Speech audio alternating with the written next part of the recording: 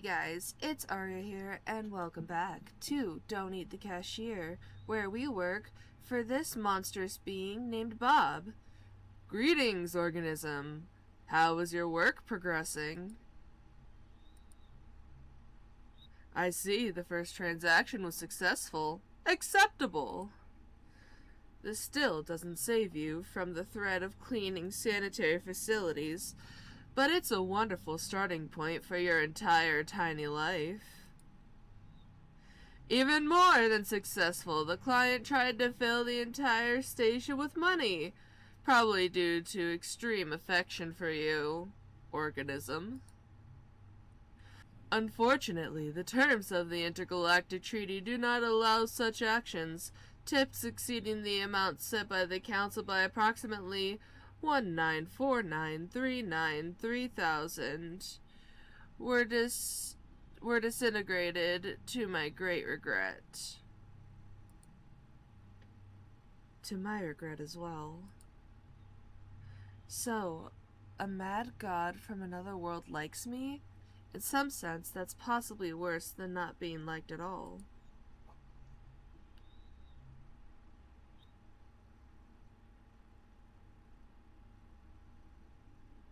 Work is going well, sir. Excellent! Maintain this level of productivity. You may be rewarded with an additional 5-minute feeding break if you can find food. Rejoice in my generosity. Continue working. I am experiencing a positive emotional reaction. I am proud of you, and I will be even prouder if you acquire even more currency. Your tactic of adjusting carefree organism is clearly paying off. Goodbye, Mr. Manager. Your tentacles shine particularly beautifully at this time of day. Your comment regarding the shine of my appendages is noted, organism.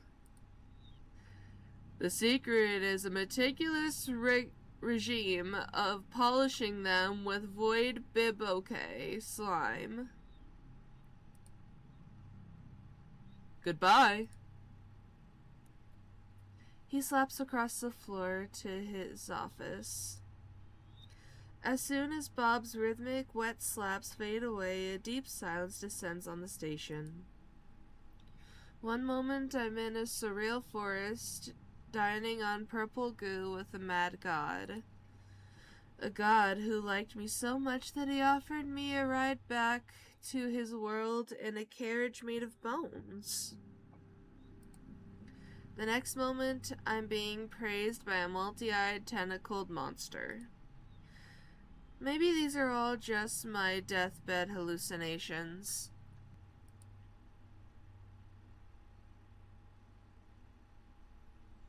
I'm going insane. Some part of me enjoys these mad adventures. I'm an adrenaline junkie.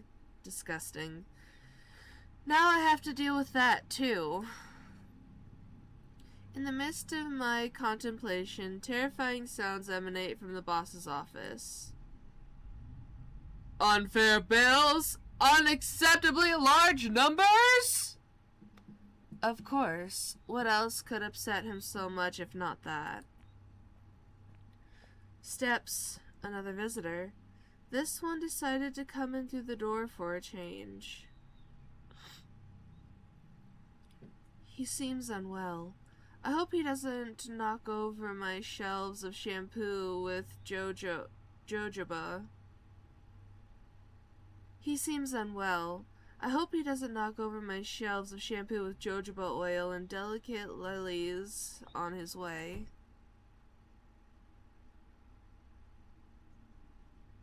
He's not just unwell. He looks like hell. Literally. All the skin on the left side of his torn off from his jaw to his temple.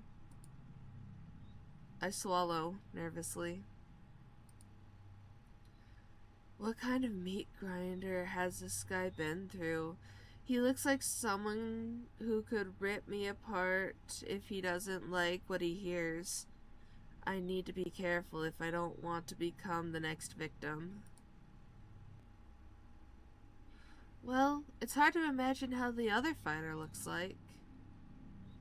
He lets out a gurgling, raspy laugh.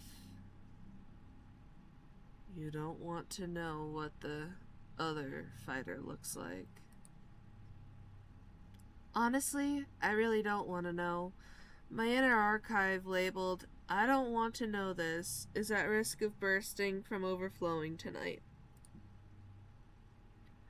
Words clearly come to him with great difficulty, which is probably not surprising for a man without half a face.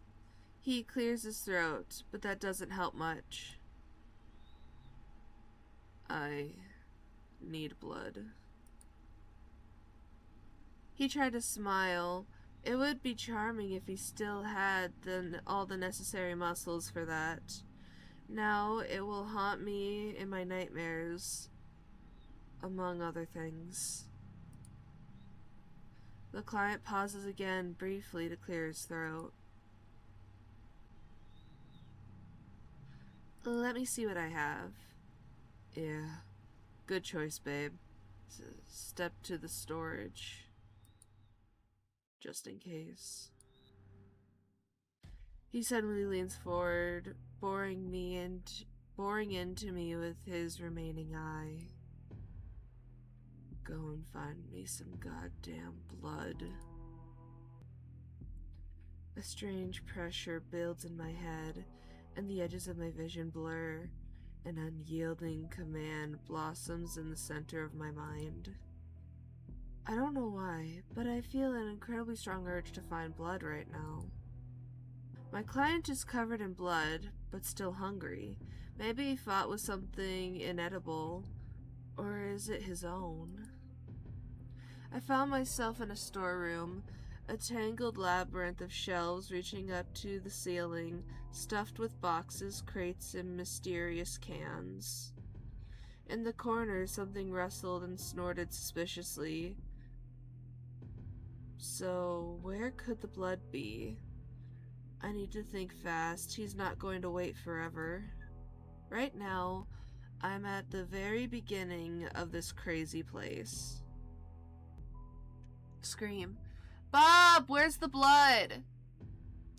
For a moment, silence hangs, broken only by the hum of distant refrigerators. Then comes a sound of pure cosmic irritation. In your blood vessels, organism. But if you mean blood for sale, then check the mouth food section. Don't disturb me, I'm busy doing business. Right now, I'm at the very beginning of this crazy place.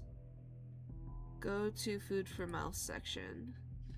These signs are driving me insane. I really hope my manager will eventually learn English properly. I'm surrounded by pure madness of anxious packaging, and even in front of the department entrances, there's some baby food for cyborgs piled up.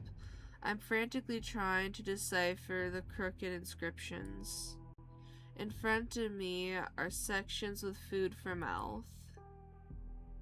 Dense energy blocks for chewing, infused natural flows, food afraid of heat.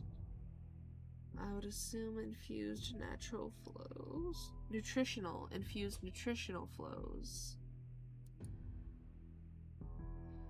Here are endless shelves of drinks. Next to Coca-Cola are bottles labeled Liquid Regret and Primordial Broth, now with nucleotides. Cans labeled Brapsy, Vodka Solneko. I'd love to meet the person who came up with these names. I check each shelf, pushing aside cans of essence of shit and giggles, but find nothing resembling blood. The closest thing is liquid hematogen in a giant wooden container. It smells worse than it looks. I go back. I hear knocking. It's the dry, rhythmic tapping of knuckles on a laminated countertop. It's not loud, but persistent and full of irritation. In front of me are sections with food for mouth. Dense energy blocks for chewing? The aisle is crammed with chips, pasta, crackers, jerky, and chocolate bars. All the usual stuff if you don't look too closely. Next to the Doritos bag lies a pack of crystallized whales, resembling translucent stone lollipops. Cans of peas huddled under the fear as I huddled together in Cans of peas huddled together in fear as I passed by another shelf, nervously glancing around. I quickly scanned the shelves. There's no blood here unless you count the dried stain on the nutritional bricks package. I need to go back. Maybe it's about regeneration or something else, but he seems better because I hear impatient footsteps. Great, now he's fidgeting. He can't sit still anymore.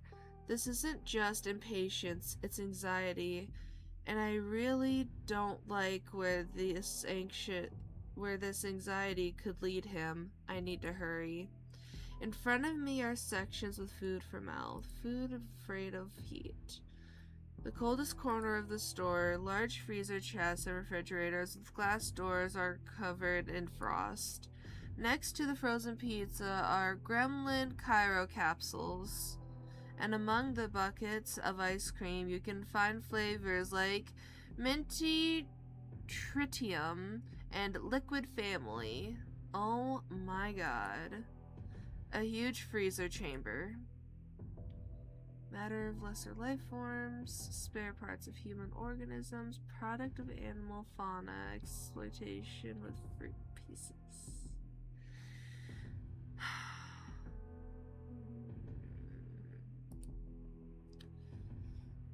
The section reeks of formaldehyde and horror. Glass jars filled with murky liquid sit on the shelves where exhibits float. I try not to think about one of the containers holding the name tag that reads Kevin. Take blood of human organism, Kevin. Taste of unfulfilled dreams and unwanted expectations. Take blood of human organism, homeless, high content of cheap alcohol and tuberculosis.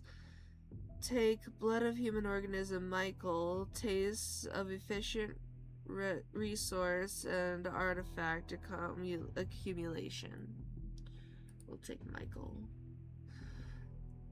The blood in this jar is rich, almost glowing ruby hue. It looks healthy and full of energy. Michael, whoever you were on top. Champion's blood flowed through you. You were probably something like an energy drink for the undead. And yet, here you are in a jar. There's something to ponder. He abruptly lifts his head as I approach. You could have hurried up. He grumbles, but his tone reveals that he feels relief. The search could have taken even longer. Now hand over the damn blood. My client finishes the jar and then grimaces. Ugh, for crying out loud. What the hell is this crap? He reads the note on the jar. Michael. Well, you were a lucky guy, Michael. Too bad I can't kill him a second time. Tastes like a happy family, a successful career, a retirement account, and this jerk probably never even had cockroaches. At least he's now liquid Michael in a jar. He chuckles quietly. Yeah. There's something to that. Cool that you found human blood. Good job. You're sharp. Glad to please you, sir, and glad you no longer want to eat me. Uh-huh. With that approach to business, you'll go far, babe. I'm going to wash my dirty face. Don't get bored. While he's not here, I have a perfect opportunity to wipe away the bloodstains. I'm just scrubbing a pool of blood on my first day at work. An interesting story for Reddit. A wonderful tale. I'm doing just fine. Nobody has eaten me. He's looking so much fresher with the second half of his face, although his expression still resembles that of a constipated owl. I'll just stand here for a while, okay? Take a little break. Besides, there's nobody here with you right now. And just so you know, if you try to contact werewolves, I'll take your head and crush it like a walnut. I'm David, by the way. A vampire, as you've already guessed. What an incredibly interesting way to start an acquaintance, especially that part about the walnut. Nice to meet you. Arya. Okay, Arya. I knew Arya once. She used to trade kidneys in Venice Beach. She was a good girl until she got packed up. He's trying to provoke me, deliberately sharing the dirty details of his life to see how uncomfortable I can get.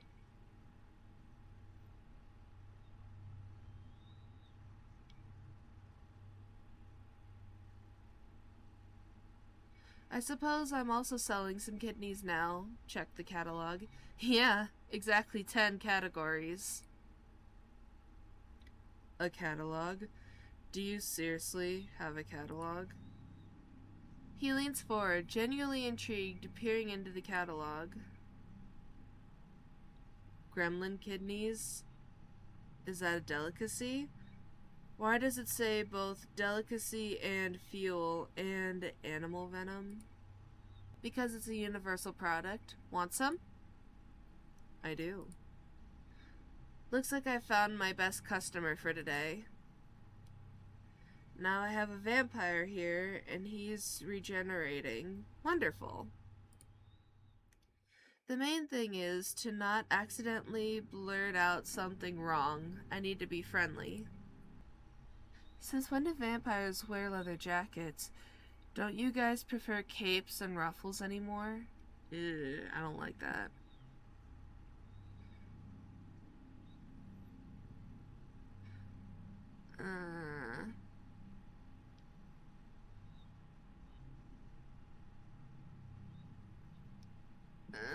I don't like a lot of these options.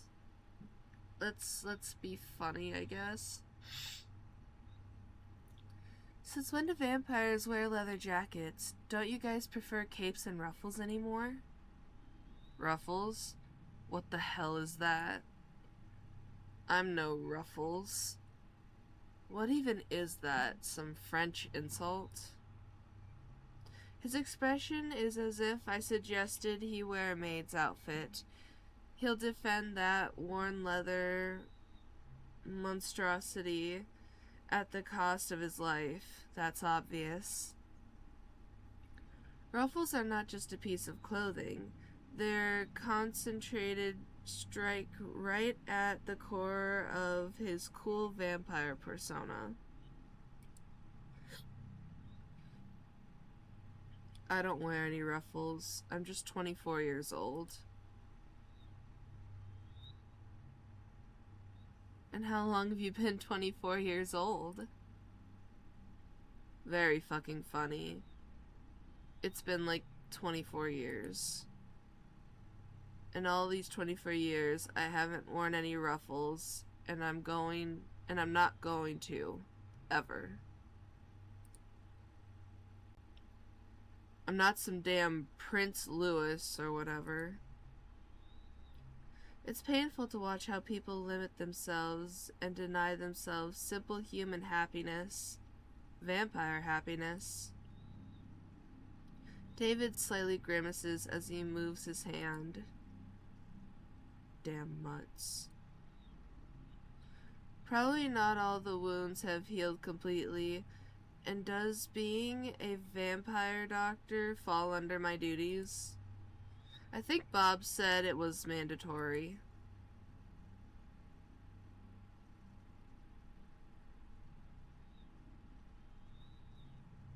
Let me help. He looks at me skeptically. The offer to help is probably so foreign and unexpected to him that it leaves him momentarily dumbfounded. You what? You want to play nurse? A flicker of confusion is replaced by something more intense. It's just a couple of scratches and a little piece of ass that will grow back on its own. I'm fine. I see. You're afraid of doctors, huh? Such a tough guy, yet scared of getting treated. Afraid? I'm not scared of anything in this life. I'm the most fearless bloodsucker in the world. I'm not afraid of some nurse with crooked hands. I've dealt with such crap that you.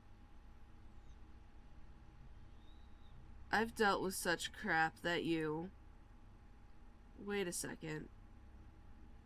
Are you trying to challenge me? I shake my head with the most sincere look of innocence on my face.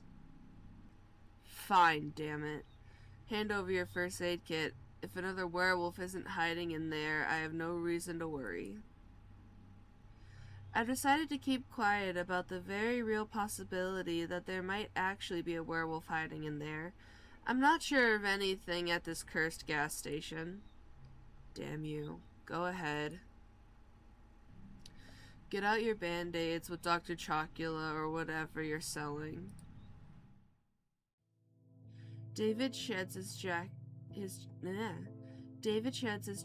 shirt, and t-shirt, then settles into a squeaky stool next to the counter.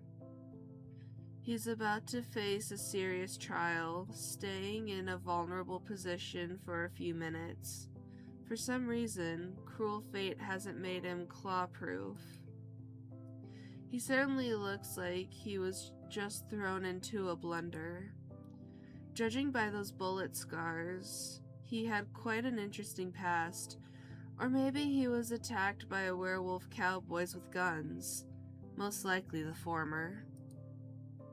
By the way, I didn't know that corpses have doctors too. I thought the only doctor available to me now is the coroner. I'm rummaging through the necessary kit that was sitting under the counter. It's a heavy military-style metal box with a faded label reading, Kit for Alternatively Living Organisms. Inside, besides the standard bandages, there are some strange items, silver tweezers, vials of thick, glowing liquid, additional fingers, and of course, an instruction manual, a cheap laminated brochure stained with something that looks like coffee. In the instructions, the first point states, determine whether you are dealing with a zombie. Ask your alternatively living subject if they wanted to eat some brains. David is clearly not a zombie. Move on to the next point. He glances skeptically at the pictures flashing in the instructions as I flip it over. Zombies, necromancers, abominations made of bones, flesh, a cabbage swirl in front of his face like a mesmerizing kaleidoscope. Wow. Zombies, necromancers, abominations made of bones, flesh, and a cabbage swirl in front of his face like a mesmerizing kaleidoscope. And all of this lives in the city sewers? I don't know how you're going to use bathrooms now. It would be great if he didn't notice that. Why do I have to deal with all this? I steal a glance at my visitor. I wonder if werewolves just clawed him, or if he managed to kill someone too. My instincts, something out of the Stone Age, suggest he could have. The guy has a killer's gaze. You see someone like him in an alley, your hand automatically reaches for your wallet and phone. I lower my eyes. Next point. Let's establish the nature of the injuries. What kind of wounds would werewolves leave?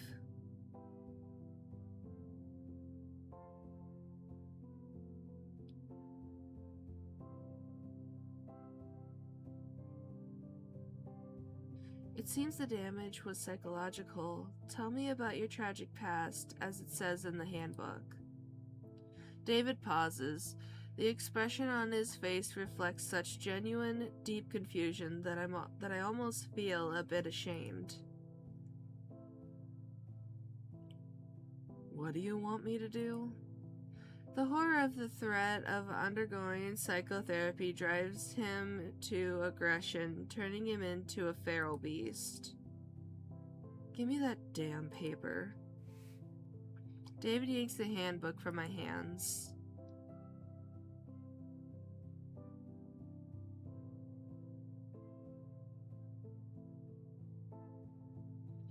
Denial is the first sign of having problems. And you know what the first sign is, that I want to shove you into a wood chipper feet first. It seems that was a rhetorical question. David muttered something under his breath, quite slowly. By the way, he probably doesn't read very well.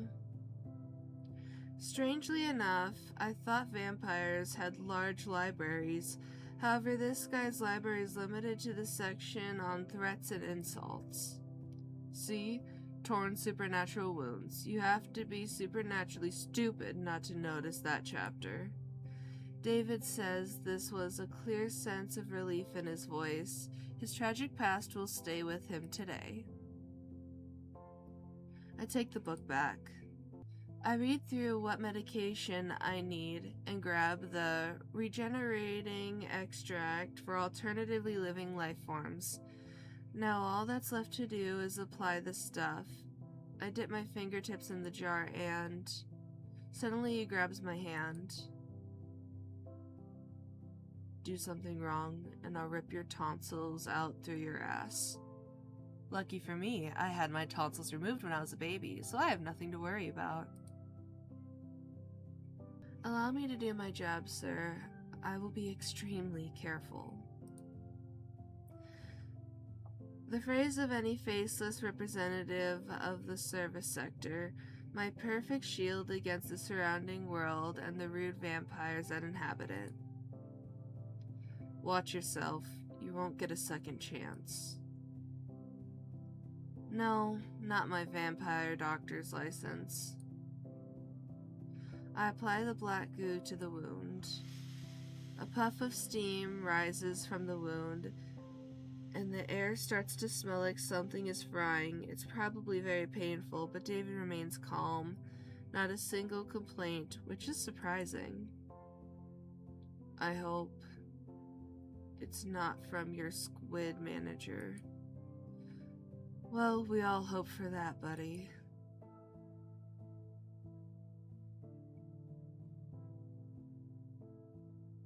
Be more careful. My movements become slow and deliberate. I do everything cautiously, barely touching the skin around the wound, allowing him to get used to the sting. I can see the tense muscles in his back and the shoulders relax slightly. He's still wound up, but relief is starting to wash over him. Naturally, no thank you. Naturally, no thank yous or pleases from him, but at least he's no longer threatening to do something to my ass every 5 seconds. You know, David, Every noble knight needs someone to tend to his wounds after a great battle. What are you talking about? What knight? What battles? I fought in an alley stinking of urine against a bunch of dirty werewolves for territory on the outskirts of this godforsaken city. They tore my pants, and I had to take a new pair off a junkie who was lying in a puddle nearby. What am I? A knight of what? A knight of torn pants?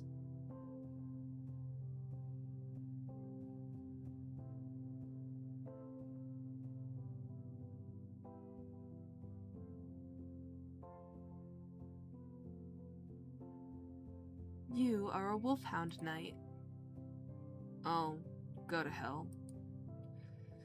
David says this almost affectionately. It seems we're making progress in our relationship. I finish up. Surprisingly, the wounds really are healing. The scars won't beautify this man. Why are you doing all this? The question is asked in an astonishingly serious tone. He's driving me crazy, even more than that clown from earlier, it seems.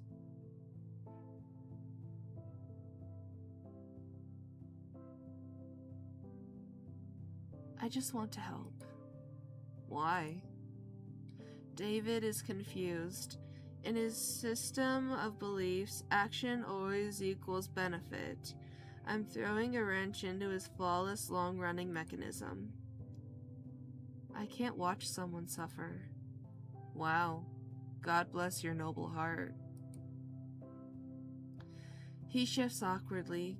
Clearly, he's uncomfortable and unaccustomed to being the object of compassion, so he immediately hides behind yet another sarcastic comment. But what can I do? I feel sorry for every little kitten on the street. Sometimes I even feel sorry for especially large, nasty, troublesome kittens. It must be tough living with someone like that, huh? I bet you have 40 cats living in your apartment, and all of them are strays. David reads me like an open book. It's amazing that he can even read at all. Most of the time, help isn't altruistic. People want something in return. Money, a favor for you to take them off the hook. Helping people for no reason is like throwing shit against the wind. Alright, moving on. Screw this. I honestly don't care what's going on in your head. This is the most unconvincing lie I've ever heard in my life. He clears his throat. Thank you. What? Am I hearing things? I thought he didn't know such words. I'm even afraid to breathe so I don't scare off this rare, exotic display of politeness. He says that word as if he's pronouncing it for the first time in his life. I wouldn't be surprised if that's actually the case. Just a couple more seconds and he's back in front of the counter. So the client is fed, clean, and healed, and yet he's still here, not putting any money on the counter, and the tip jar is lacking. I look at him. He's supposed to be full of energy, but instead he looks lost. David is deep in thought, with a dark, gloomy little place that occupies his mind.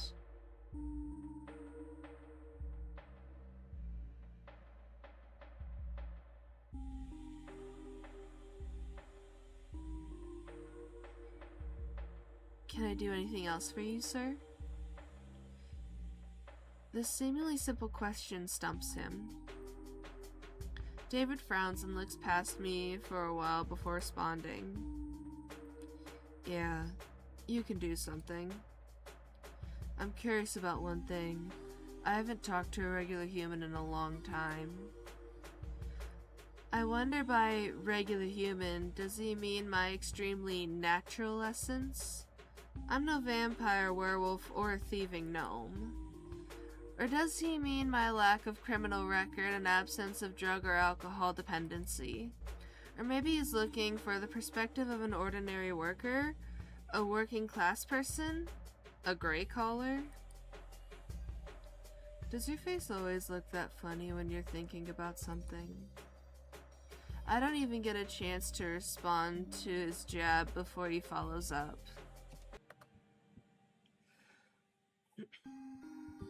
Let's conduct an experiment. Suppose you're now a free vampire, able to go wherever you want, do whatever you want. Where would you go?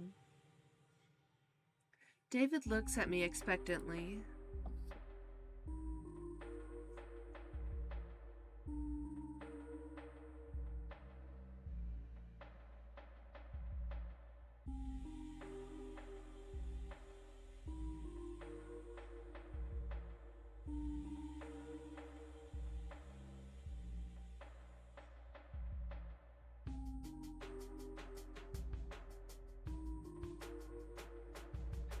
What kind of superpowers do vampires have? A whole lot. We're practically a superhero league. I'm sure it never crossed your mind that in reality, bloodsuckers can be way scarier than in sappy movies for girls. Looks like he's watched Twilight. Interesting.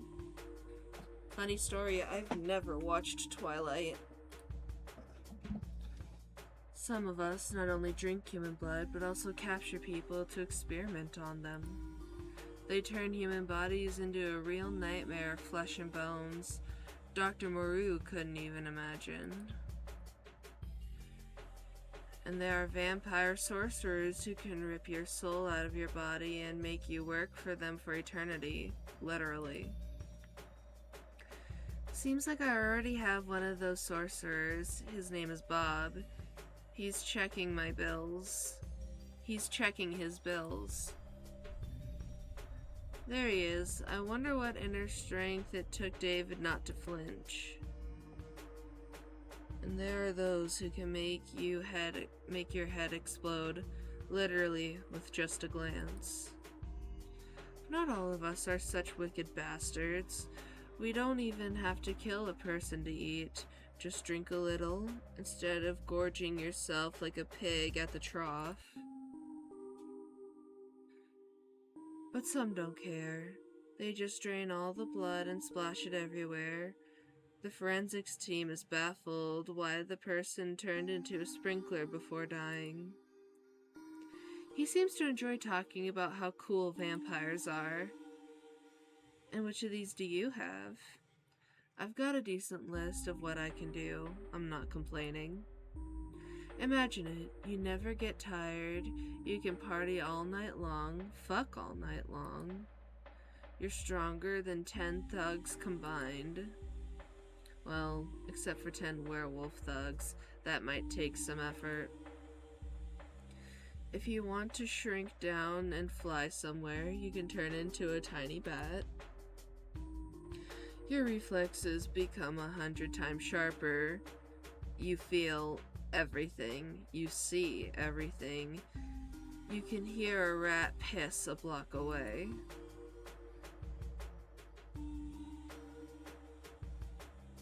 I don't want to hear what rats are up to.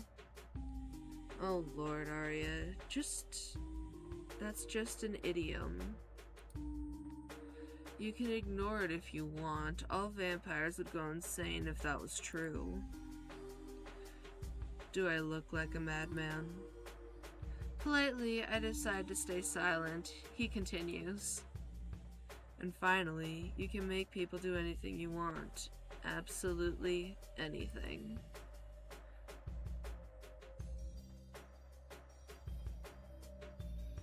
Are you sure the last one is due to your vampirism and not just because they're scared you'll beat them up? David lets out a sharp, raspy laugh. You're right. Most law-abiding citizens avoid me by 100 miles. It's a working strategy in most cases, but sometimes you need a subtle approach, you know? The word subtle from this guy sounds almost comical. It's one thing to scare someone shitless. They give in just to avoid being harmed. It's another when they act with full confidence that it's what they want. They don't even realize you're just vampire pawns now. Yes, I think I get it. He pulled that trick on me too. David smiles, but this time the smile is strained. These are the words of someone stuck in a web, artificial connections, and ass-related threats. Fear and supernatural compulsions aren't the best foundations for a strong relationship. I can enchant friends for myself. Wonderful. Or make someone give me their wallet. He lets out a quiet chuckle. Well, not exactly friends. More like underlings. You can hatch all sorts of cunning plans with human politicians or, well, pay no rent. The last part sounds like music to my ears. He seems to enjoy talking about how cool vampires are.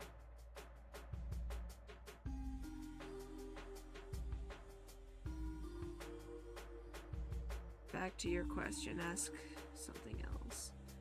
David looks at me expectantly.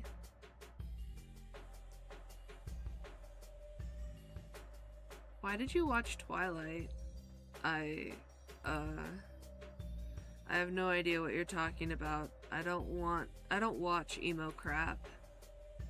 I held a dramatic pause. David looks like a cornered animal. He stares at the floor, then at the ceiling, anywhere but at me. Finally, he lets out a loud sigh, filled with disappointment and embarrassment. Fine, damn it, alright. I watched everything.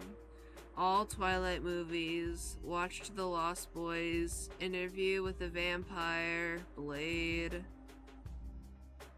The idiot who bit me didn't explain anything beyond the basics like, don't go out in the sun, you little punk.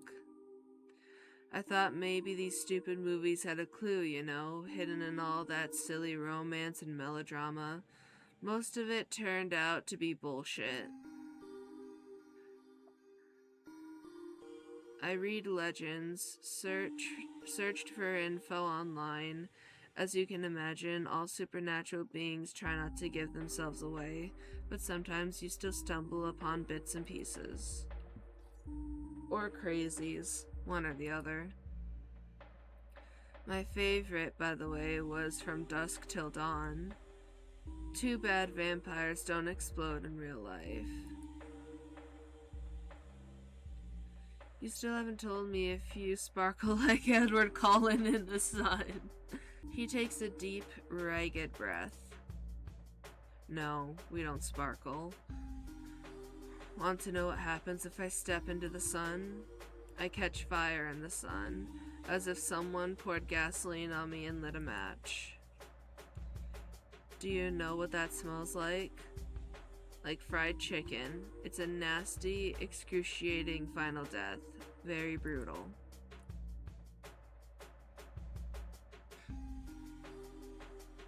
Terrible. However, let me ask you one more thing. Go ahead, but hopefully it's not about Twilight. David looks at me expectantly. What weaknesses will I have?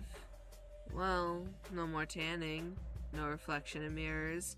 If you were ugly before, it's actually a bonus, right? You can enter without an invitation. Garlic doesn't scare you either.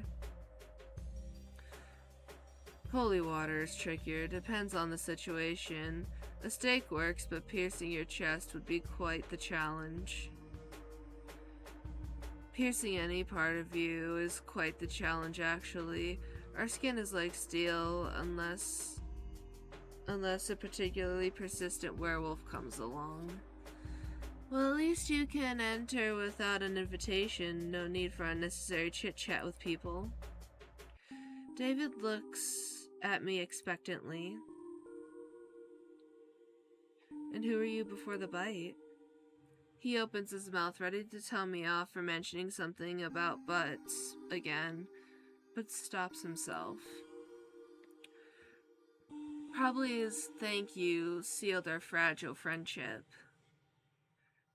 I'll tell you, but it's probably not relevant. Well, it's nothing. I was a nobody. I was just surviving as everything went to hell, unlike all those bastards born with a silver spoon in their ass.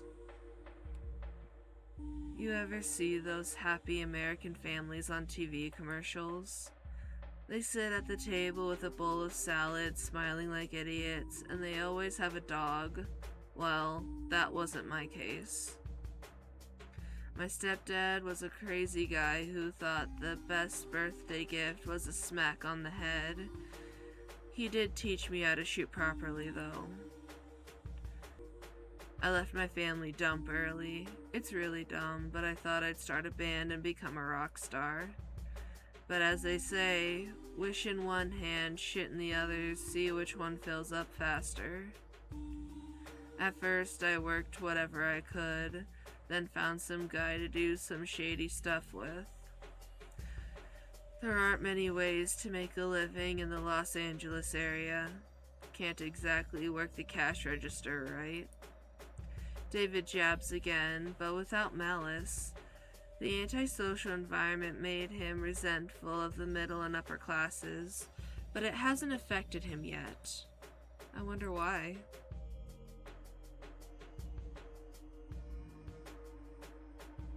Hey, working the cash register isn't so bad. It would be even better without customers like you. I don't want to say that. Make no comment. That's it. That's the whole story. What about you? Oh Lord, this is my chance to make up something cool, or just tell it like it is. I have a single parent family and an art degree and no dog. He listens to how I ended up in this dump, about my job search and everything else.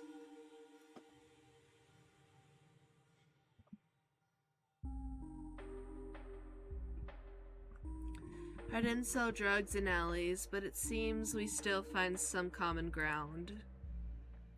Got it. You're not in your element.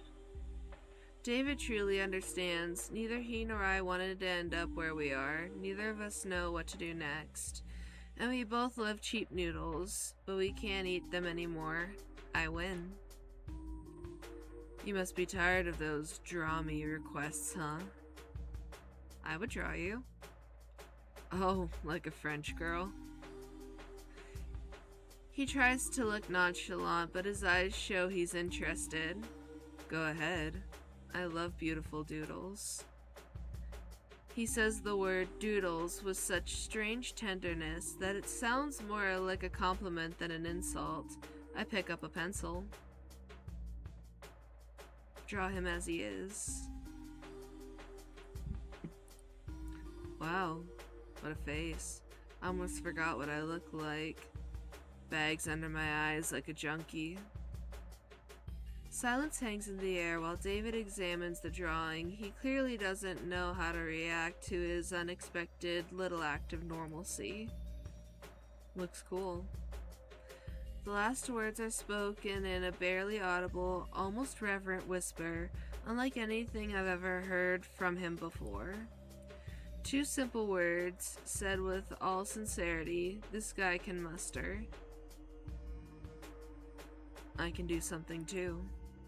David takes the pencil from me and with deep concentration almost sticking out his tongue scribbles something. A few minutes later, a drawing appears before me. I never would have thought this guy was capable of that. Wow, beautiful. David clears his throat, embarrassed. Nothing special, just a doodle. I was into it a bit when I was a kid, comics, all that stuff. Nothing serious. I take the drawing of myself. Alright, where were we?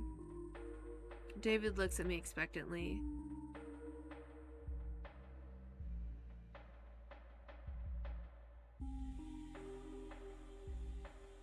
The lot of things depend on who exactly turned me into a vampire. Who vamped you? He doesn't answer right away, just furrows his brows. Several long minutes pass in silence. Some old stinking jerk. A lot is mixed into those 4 words. It's as if he both hates and mourns the old jerk. Probably that guy wasn't a contender for Father of the Year. I wait for him to continue, but he remains silent. He looks like an angry cornered dog. It's unlikely he'll speak up on his own. Okay, I have more questions. David looks at me expectantly. Can you find everyone who wronged you in life and get revenge?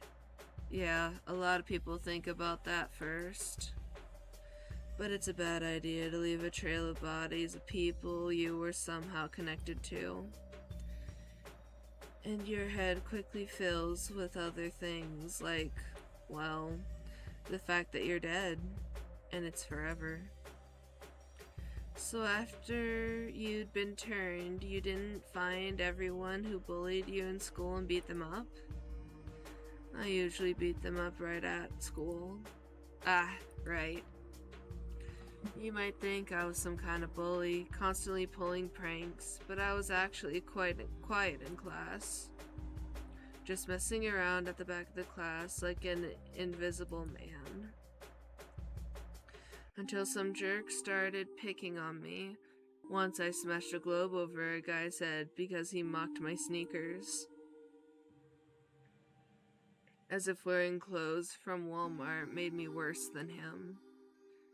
Good thing we don't have globes here. David looks at me expectantly. I'm ready to tell you my decision. Excellent. He leans in a little closer, when suddenly, we hear a werewolf howling.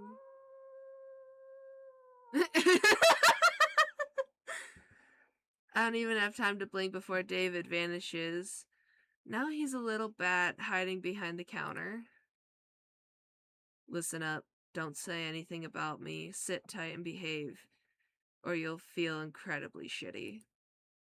Trust me, if you rat me out to that mutt, I'll find a way to get out and twist your head off. The threat in his voice is completely lacking, mostly because his voice now comes from a very small, though angry, bat. Werewolf. A werewolf is about to come here now. Oh, alright. And I am going to pause that here. I just love his little batty face. Thank you guys oh so much for watching, and I'll see you all in the next video. Bye!